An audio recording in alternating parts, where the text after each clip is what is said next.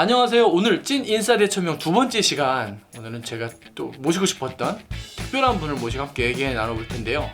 예, 한번 소개 좀 해주시죠. 네, 안녕하세요. 저는 네, 헬로키티 캐릭터 관련 브랜드와 그리고 무미 캐릭터 브랜드를 운영하고 마케팅하는 회사의 제이콥 CNE와 제이콥 F&B 법인의 마케팅 팀의 김효은이라고 합니다.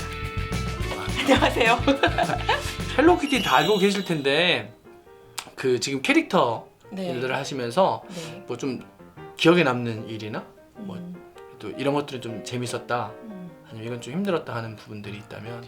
헬로키티의 그 브랜드 이미지와 또 우리 무민 캐릭터를 사랑해주시는 고객님들은 너무나 많지만 독특하고, 네, 그리고 굉장히 집착이 심하시고, 맞아요. 그 있는 것 같아요. 그리고 그러네. 네, 그 캐릭터가 새로운 뭔가를 하면 그것에 관심이 또 가는. 그래서 저희 공간과 상품과 또 저희가 헬로키티 카페도 운영하는데 그 카페 메뉴들에 집중하시는 거는 그 어느 브랜드보다도 관심도가 굉장히 크고 높다 할 수 있고요. 키티 카페 서울에서 오픈하면 서울에서 줄을 서시고 제주에서 오픈하면 제주에서 줄을 서시는, 네, 그래서 풍경을 볼 수 네, 있겠네요. 그래서 캐릭터 덕후 분들의 활약 속에 저희가 승승장구하고 있고, 네, 그게 또 북유럽 캐릭터인 무미는 저희가 작년 12월에 홍대에 카페를 오픈했는데 거기는 또 첫 번째 고객이 남자분이셨어요. 그러니까 키티만 하던 저희 회사에서 무민 캐릭터를 시작했더니 남자분이 또 이렇게 관심을 가져주시는 모습을 보면서 캐릭터가 어떤 거냐를 떠나서, 네, 브랜드 그 캐릭터를 좋아하시는 고객들이 다양하게 캐릭터를 통해서 본인들이 원하는 그런, 네, 상품도 갖고 또 힐링을 하는 그런 모습들이 저한테는 매일매일 누적되고 있습니다. 실제 덕후라고 하는 그 마니아가 조금 다른 것 같아요. 그냥 네. 캐릭터 나왔을 때 뭐 미키마우스나 그 뭐 도날드 닥처럼 그냥 유년기를 지나면서 좋아했다가 변하는 게 아니라 나이가 들어서도 좋아하는 사람들이 있거나, 네. 뭐 저희가 예전에 어디서 TV에서 본 것처럼 네. 최용만 씨가 집에 다 맞아요. 키티로 했다거나, 네. 되게 이렇게 늠름하시고 이렇게 양복 입으신 남자분인데 막 차 안에 키티를 꾸며놓으신 분들도 있고, 이상한 것 같지만 굉장히 묘한 일체감이 있거나, 네. 무민 같은 경우도 진짜 마니아들은 엄청 빠지셔가지고 그냥 단순히 핀란드가 어딨고 북유럽이 어떤 느낌인지도 모르시면서 그냥 무민 때문에 핀란드 가고 싶어 하시는 분이 있을 정도로 그 캐릭터가 주는 힘도 굉장히 있지만, 네, 그렇죠. 그 우리가 이제 덕후라고 하는 그 마니아층에 대한 그런 좀 분포도나 나이, 연령, 뭐 성별이 좀 다르긴 한 것 같아요. 네, 그거를 비교를 굳이 하자면 키티는 74년도부터 상품으로 우리한테 다가온 캐릭터이기 때문에, 그리고 또 굉장히 가까운 나라에서 먼저 시작한 캐릭터여서 우리나라 그 연령층이 좀 높으신 70년대에 20대를 사셨던 분들한테는 그 캐릭터가 굉장히 그 당시엔 고가의 상품이면서 갖고 싶은, 소장하고 싶어하는 그 핑크핑크한 그 캐릭터였다면, 무민 캐릭터는 북유럽에서 올해가 75주년이거든요. 무민은 굉장히 오래된 역사와 또 컨텐츠를 자랑하는데, 무민은 북유럽 사람들에게 이 캐릭터에 열광하는 느낌보다는 캐릭터를 보면서 본인의 추억을 떠올리고 좀 차분해지고 삶에 스며있는 왜냐면 무민 캐릭터의 어떻게 대표적인 슬로건들은 어떻게 보면 사람들의 삶과 또 힐링을 추천하고 권유하는 그런 스토리들이 많거든요. 네, 그 차이점이 좀 극명하게 갈려서 무민은 좀 차분하고 조용하고 알고 보니 무민 팬이고, 키티 같은 경우는 확실한 팬들이 표현하실 수 있는 최대치를 보여주신다. 왜냐면 이게 나라가 가깝기 때문이 아닐까, 네, 그런 생각을 하죠. 지금 캐릭터 얘기를 많이 했는데 해외에서 오신 바이어들이나 그분들이랑 얘기하시는 걸 봤는데, 네. 뭐 아무래도 마케팅 팀이시기도 하니까 네. 영어랑 외국어를 좀 잘 하시더라고요. 어학에 네. 약간 스킬? 빨리 하기 이런 걸 하면 좀 아무래도 좀 팁이 있더라, 아니면 이런 것들은 좀 빨리 익힐 수 있더라라는 게 있을까요? 저는 방법에 따라. 저는 지금 토익 세대니까 제가 취업할 때만 해도 토익 점수를 많이 올리는, 그리고 지금도 아마 그런 분들이 많은 걸로 알아요. 근데 토익 어학이 사람들이 싫어하는 언어라고 생각들 많이 하시더라고요. 왜냐면 점수가 어느 정도 넘어야 이거를 뭐 졸업을 한다든지 취업에 도움이 되니까 토익을 되게 싫어하시는데, 한 번만 다시 생각하시면은 이 토익 공부로 1타 2피 할 수 있습니다. 뭐냐면은 뭐 미국 드라마를 보거나 외국인 친구들하고 언어를 공부하다 보면 한계에 부딪힙니다. 근데 한계에 부딪힐 때 왜 토익이 더 중요하다고 말씀드리냐면 토익에는 7가지 영역이 있어요. 근데 그 7가지 영역이 어느 정도 그러니까 고루고루 잘해야지 그 점수가 나오잖아요.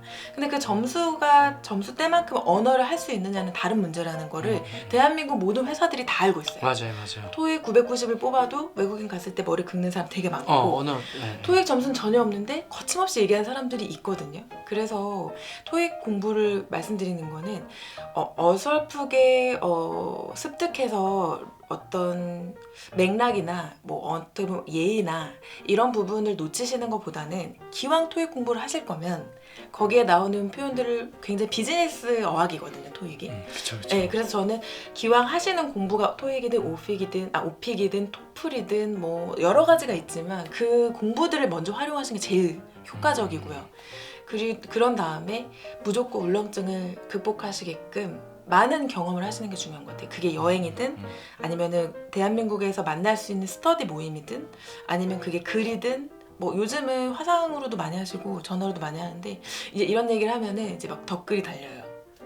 그런 틀에 박힌 이야기는 뭐 개나 줘버려요. 막 이렇게 막 바뀌어요. 근데 저는 사실 언어라는 게 저도 이제 뭐 하이 레벨 수준까지 갈 이유는 없다고 봐요. 언어는 재밌어야 되고 언어는 맨날 해야 되고 언어는 외국인들이 알아들을 수 있는 대화의 수단이어야 되기 때문에 뭐 물론 저도 대학교 들어가서 영어를 엄청 놓고 살다가 갑자기 영어 공부를 해야 된다라는 생각이 들었어요.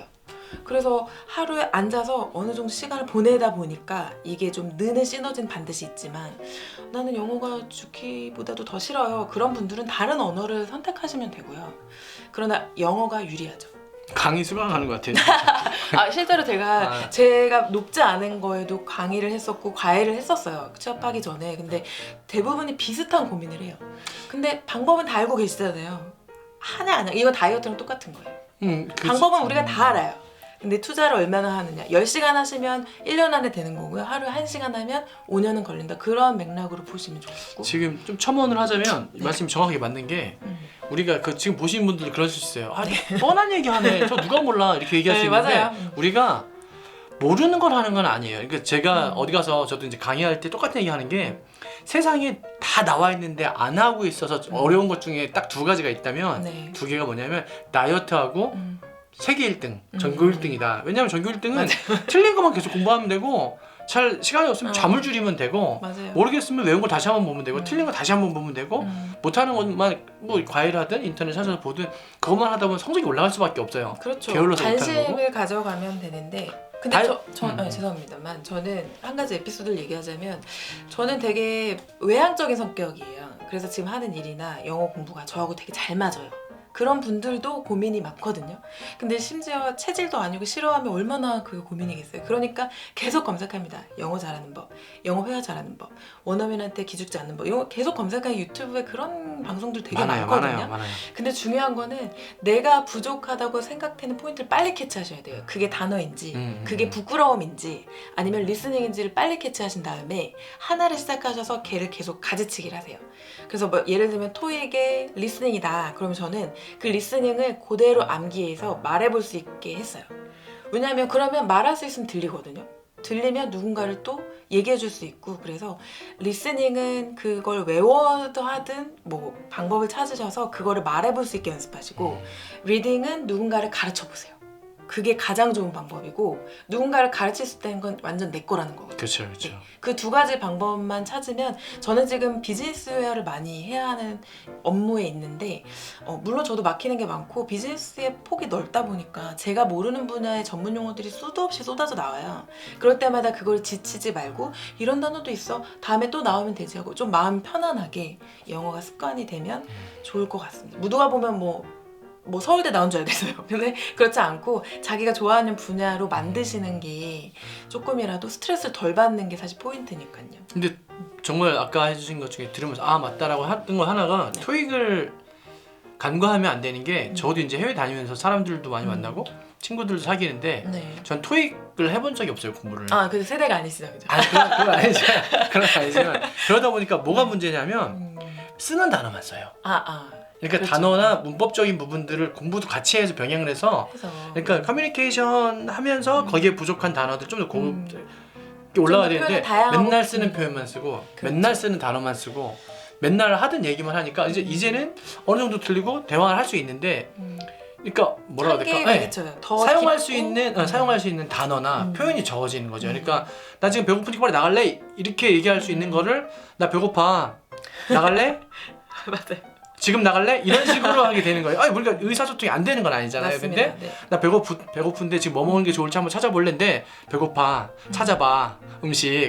이렇게 되는데 그러니까 외국 사람들이 보면 오히려 뭐 얘 말할 줄 아는데 한국 사람들이 볼 때는 한국 사람들이 더 잘 알잖아요. 그렇죠. 얘 얼마큼 했네.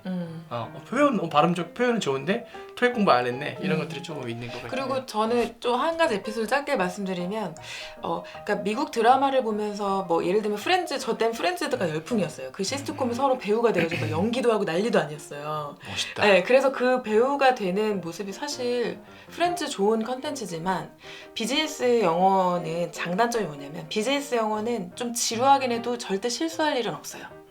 네네. 그러나 드라마나 뭐 뭔가 슬랭이 섞일 만한 여러 가지 컨텐츠들을 그냥 무작위로 외우시다 보면은 외국인에게도 무례한 표현을 할 수 있고 그 표현을 누군가 잡아주지 않잖아요, 혼자 공부하면.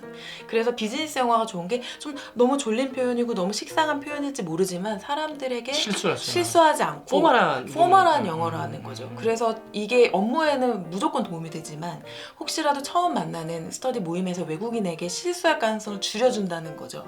그래서 저는 파트 1, 2를 무조건 외우셔서 표현해 보시는 게 좋고, 저 대학교 때 휴학하고 이태원에 무작정 가서 지하철 타서 외국인한테 말 걸고 막 그랬어요. 그러니까 그런 어떤 자기네들의 울렁증을 극복하는 방법이 저도. 정말 이상한 동양애다라고 할 정도로 굉장히 많은 노력들을 해놔야 그게 언어로서도 경험으로서도 해서 좀 틀리더라도 부끄럽지 않게 뭐 틀리면 어때? 나는 외국인이 아닌데 라고 편하게 생각하셔야 울렁증도 극복하고 네, 그렇습니다. 그래서 영어 공부가 저한테 주는 업무의 비중은 한 20% 이상 정도 되는 것 같아요. 왜냐면 컨텐츠 내용, 그 다음에 모든 컨텐츠들이 들어올 때 그 내용들은 대부분이 이제 공용어들이 많아요. 뭐 영어, 그 다음에 뭐 일본어, 중국어인데 뭐 어쨌든 통상은 영어인데 그런데 이 영어에 대한 관심도는 저는 늘 즐겁습니다. 제가 모르는 단어가 나오든 아는 단어가 나오든 그래서 끊임없이 달려야 된다. 그래서 제가 최근에 본 내용에 어떤 분이 그런 말을 하시더라고요. 영어는 생활이에요, 생활. 잠깐에서 반짝 실력을 원하는 건 욕심이고요. 그냥 매일 한마디씩만 반복적으로 해보신다면 근데 영어 얘기가 나오셔서 너무 뜨거워지시는 거 아니에요? 제 일보다 캐릭터 얘기. 네, 근데 저는 저희 회사 분들한테도 영어를 싫어하는 분들한테도 영어 공부에 제 즐거움을 그래서 좀 이렇게 영감을 드리고 싶어서 말씀드려봤어요. 근데 그 얘기 저도 딱 떠오르는 게 저 네. 대학생 때 대학이 몇 학년 때더라?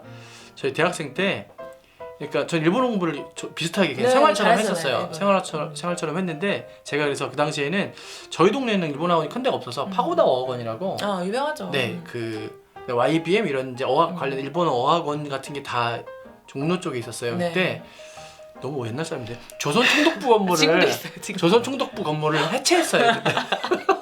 그때. 조선 총독부 1995년도인가 그때 광화문 안에 있는 조선 총독부 건물을 해체한다고 할 때 그래서 일본 사람들이 그걸 관광을 되게 많이 왔어요. 그래서 그분들을 붙잡아서 제가 점심시간에 일본어 아침 수업을 듣고 저 방학 때 대학교 때 가서 일본 사람들 붙잡고 얘기를 엄청 많이 했던 생각이 갑자기 딱 드는데 너무 옛날 같은데요 지금? 굉장한 도전이고 굉장한 용기지만 그걸 한 번 해보시잖아요. 근데 그 뭔가 즐거움을 알고 계시기 때문에 저도 가끔 저희 카페나 저희 매장에 오시는 외국 고객들한테 그냥 가서 막상 물어봅니다. 업무하고도 연결돼 있어요. 어떤 채널을 알고 오셨는지 또 어떤 경로로 언제까지 한국에 가시는지. 근데 조선총독부 건물 갑자기 계속 생각나요. 내가 그 얘기 왜 했지? 조선총독부. 오래된 조선 시대에 있었던 건 아니에요. 제가 일제 강점기를 겪는 건 아니고. 조선총독부를 여기 한번 띄워주셔서 내용을 제가 한번 그 내용 한번 띄워놓을게요. 다음 질문은 제가 또 모신 이유 중에 하나예요. 요즘에 육아 문제, 그다음에 한국의 저출산 문제 되게 많은데 지금 이제 출산하시고 아이 좀 몇 개월 됐나요? 이제 15개월입니다. 아이고 15개월 된 아기를 지금 키우시고 있는 어머니시기도 한데 네. 그 보통 한국 분들이 많은 분들이 궁금해하실 거예요. 아이를 낳고 이렇게 회사를 복귀할 수 있을까? 혹은 아이 낳고 회사를 다닐 수 있을까? 이 아직도 애기는 피덩이 같은데 이 아이가 눈에 아른아른 거리 다닐 수 있을까? 그 다음에 어떤 게 일상이 많이 변할까 궁금하실 텐데 그런 것들을 지금 일선에 계신 분한테 좀 들어보고 싶었거든요. 네. 아마 제 또래 저와 같은 경험을 하신 분들은 할 얘기가 엄청 많을 거예요. 왜냐면 아이를 그러니까 결혼해서 아이를 갖기까지, 그 다음에 출산 이후에 뭐 육아휴직과 출산 휴가를 갖고 그 다음에 이제 어느 정도 시간을 보내다가 복직하는 것까지, 이거는 제가 봐도 어디서 알려주지 않아요. 그런데 우리가 학교 다닐 때도 안 배워요. 그래서 저는 아이 낳고 육아휴직 들어가고 나서부터는 아무에게도 배우지 못했어서 어떻게 해야 하는지를 몰랐어요. 뭐 형제자매가 있더라도 이거는 제 앞에 놓인 어떻게 보면 사막길 같은 거죠. 스스로가 극복해야 하는 사막길 같은 건데. 말씀 그래서- 참 잘하신다. 그래서 팁을 좀 드릴 수 있으면 좋겠다 했는데 이 채널이 될 줄은 몰랐지만 그냥 간단하게 저는 지금까지 일과 어떤 개인의 그런 취미 활동으로만 하루하루를 살았던 되게 평범한 직장인이었고 아주 단조로운 집 회사 이렇게 그냥 했던 평범한 직장인 여성이었는데, 결혼하고 아이가 생겨서 이제 출산휴가 들어가고 나서 그게 20 몇 주부터 이제 출산휴가를 쓸 수 있거든요. 그러면 이제 법적으로 육아휴직에 들어가고 나서부터가 진짜로 나와의 싸움이 시작됩니다. 뭐 아이를 낳아서 제 몸을 회복하면서 아기를 키워가는 과정. 그래서 그 과정에만 집중했었던 것 같아요. 복직하기 전까지 정말 복직 생각을 염두에 두고 그 기간 안에 끊임없이 계획을 하면서 저는 제 개인적으로는 계속 일하고 싶거든요. 평생. 그래서 아이를 낳은 아이의 삶이 스스로 독립되기까지 저는 그냥 서포터일 뿐이고, 그 아이와 함께 저도 제 일을 또 제 삶을 평생 가져가고 싶은 욕심이 있는 계획을 가지고 시작한 거라, 물론 계획대로 잘 안 되더라고요. 근데 아이를 낳고 변한 것이 너무 많죠. 모든 생활이 아이와 육아와 그다음에 남편과 가족들이 아이 중심으로 생활이 다 바뀌어요. 뭐 아침에 일어나는 시간도 좀 피곤하면 더 잘 수 있었던 싱글 라이프는 없습니다. 아기가 우는 순간 우린 무조건 강제 그쵸, 기상이고, 그쵸. 네, 아이가 자야 개인 시간이 개인 시간이 생기지만 저희 아이는 100일까지는 정말 행복했는데, 네, 행복해서 지금도 행복합니다.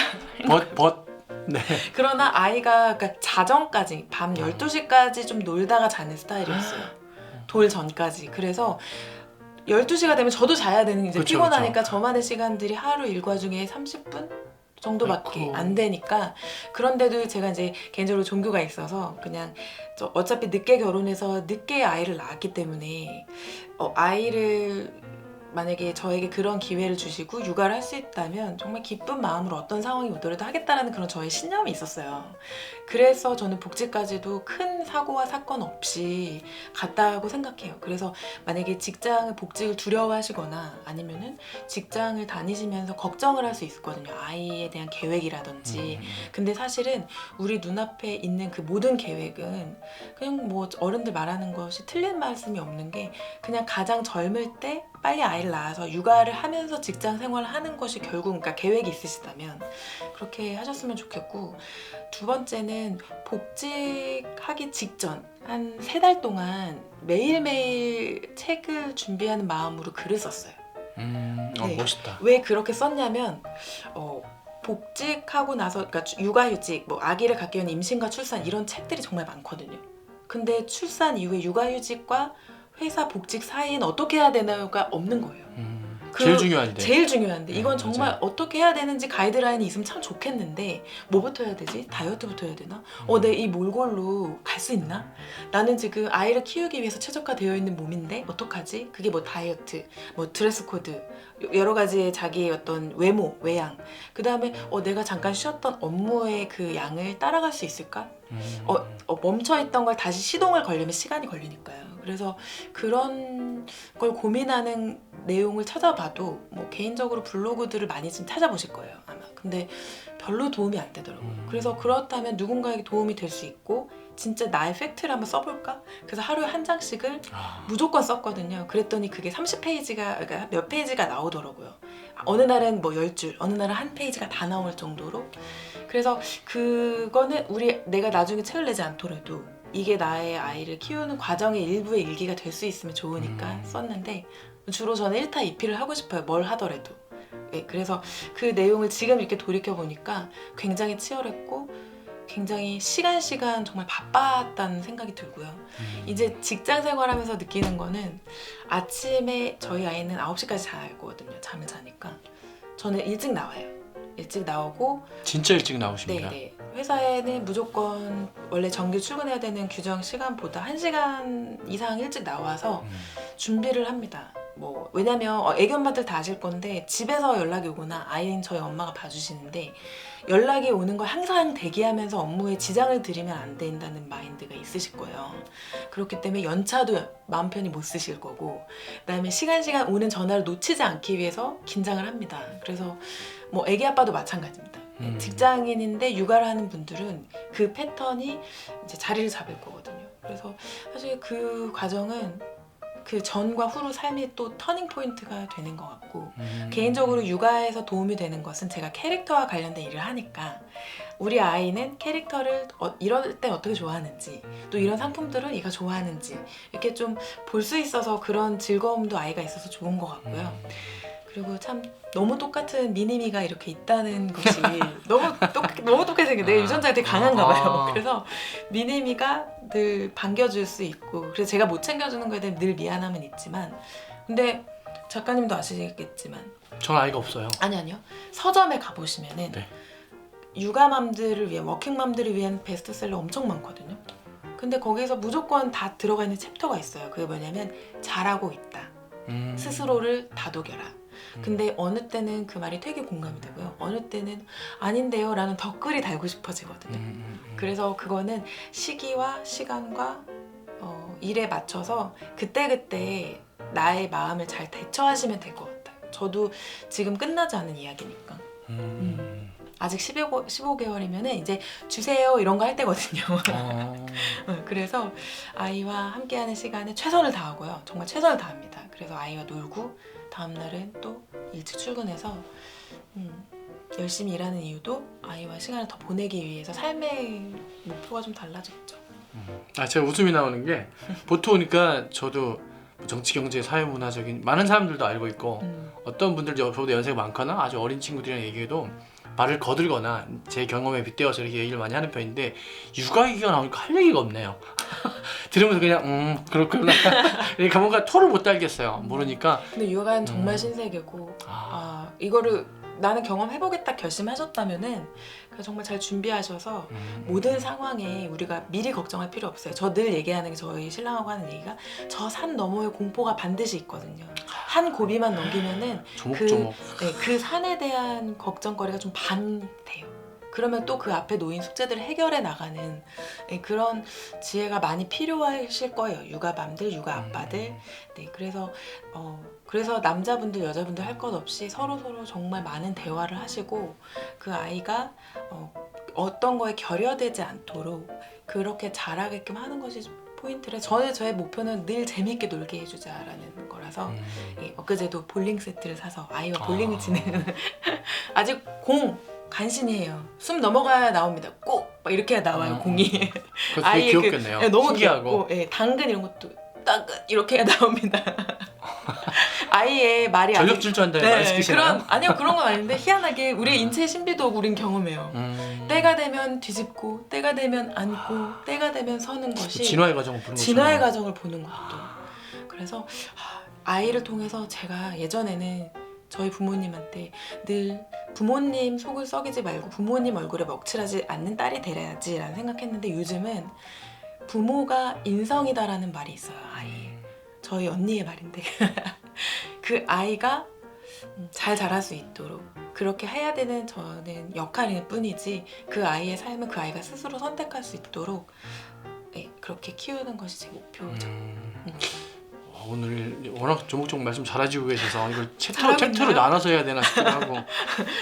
그렇지만 늘 어렵죠. 네, 이렇게 방송이 끝나고 나면 저는 또 달려갑니다. 그러니까요. 네. 지금 퇴근하고 오셔가지고 예, 지금 굉장히 제가 볼 때는 저도 나름 뭐 아시겠지만 시간 단위를 좀 쪼개서 치열하게 그냥 나름 되게 열심히 살려고 뭐 여러 가지 관심 분야를 예, 어느 정도 결과물을 만들면서 살려고 노력을 하는데 지금 굉장히 꼼꼼하게 사시는 것 같거든요. 시간 쪽에서. 근데 그렇게 지금 사시면서 10년이 또 지난다면 10년 전과 지금도 많이 달라지셨겠지만 네. 10년 뒤에 어떤 모습이실까요?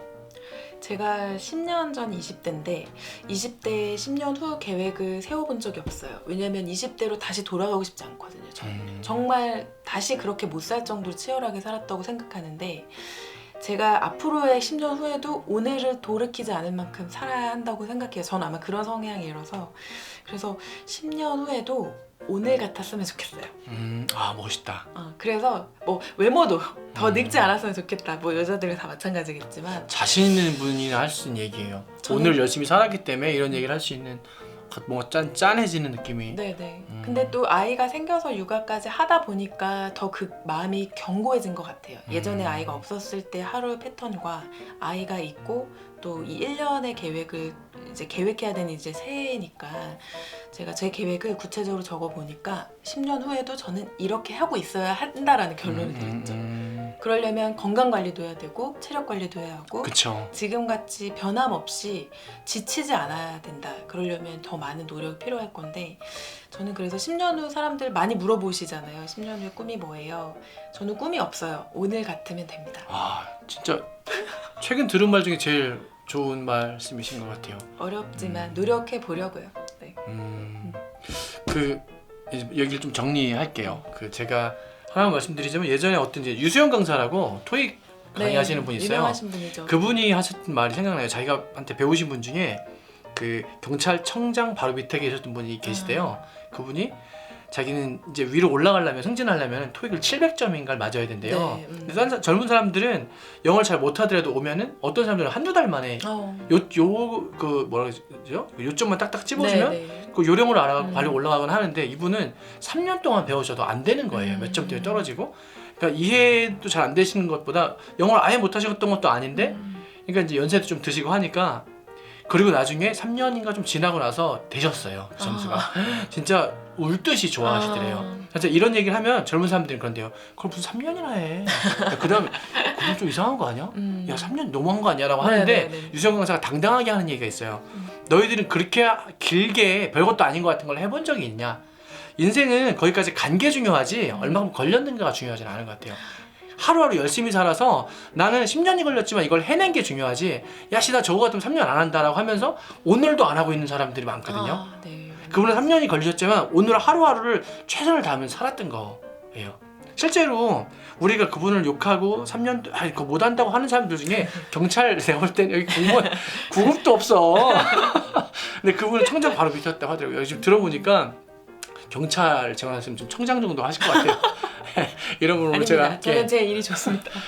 그러니까 네. 여러분 오늘 제가 볼 때는 기승전 열심히 살자인 것 같아요. 그래서 오늘 모시면서도 제가 모시고 싶었던 이유가 대화도 지금 보셨겠지만 워낙 말씀을 잘하셔서 잘 통하기도 하지만 진짜 일상을 얘기했는데도 불구하고 이렇게 교훈이 있는 것 같은 그 다음에 나와도 이렇게 밀접한 이렇게 일상 이야기이기도 한 것 같아서 여러분들 좀 느끼신 게 있을 것 같습니다. 다음에 한번 또 다른 주제로 몇 번 모셔야 될 것 같아요.